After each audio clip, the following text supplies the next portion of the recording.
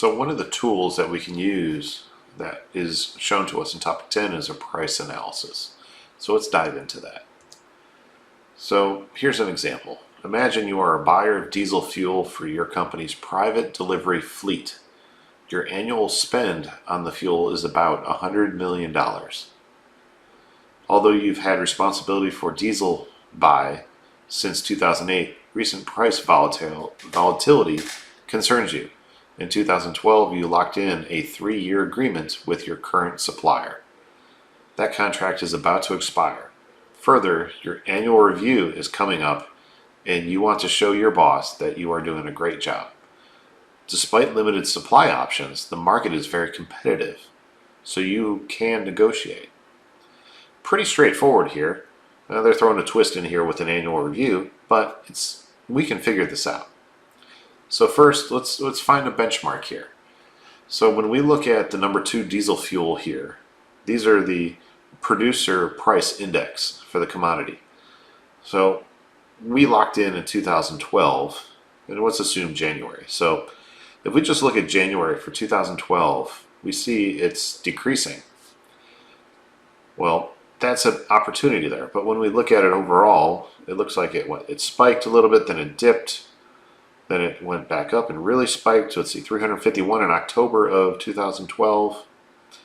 And then it seemed to level out for 2013 and 2014. It's kind of fluctuating a little bit. However, we have this opportunity, right? So we have our numbers here. You can do a statistical average here and figure out what the average price has been. And you can see that the trend seems to be going down a little bit. If you were to plot this on a line graph, you probably see a little bit of a downward trend. So this is the price that, from the internal side, what our company's paid in fuel prices. Well, we can see from January 2012 forward, we locked in a price of $3.80. Well, can we do better?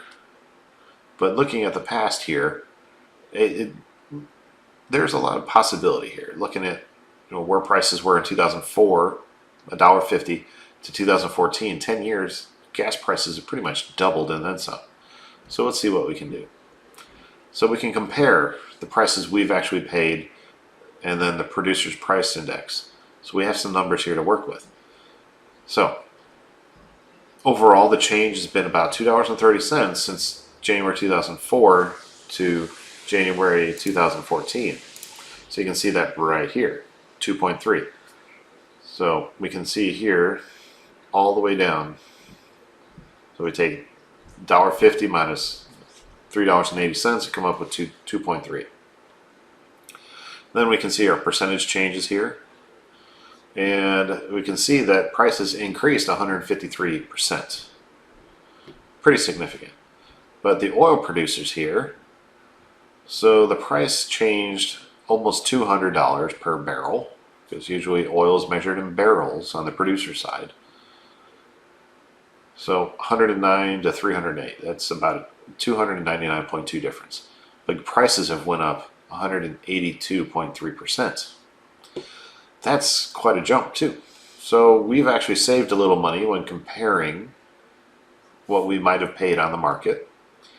But, we locked in prices in January 2012. So the first year, we saved about 1%. And then it went down about another 3.3% in the price here. So there's a good possibility we can negotiate and get a better price. I would not pay $3.80 again, because when we locked in $3.80, it was $322 a barrel, and we're now down to $308. So we could negotiate hard. Maybe, I don't know, I might start off with $3.25 as an opening bid maybe, and then see what they came back with. Remember our chapter on negotiation. First, our opening offer or first offer, counter offer.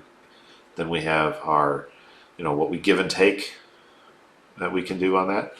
So there's a lot of possibility here that we can negotiate just by looking at the numbers. Since we have the numbers, we have a basis and we know what we're talking about.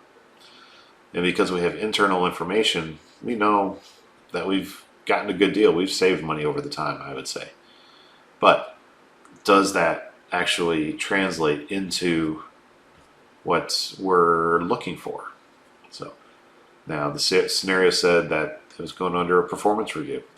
Well, this might be something to put on that performance review if it's successful. If not, I wouldn't even say it, but who's to say what would actually happen then? So what would you do? Let me know. I'd like to figure out what you say. That way, maybe we're thinking along the same lines, maybe we're different. So let's look forward to the next one. We're going to look at cost breakdowns and see how that analysis can help us make our strategic purchasing done.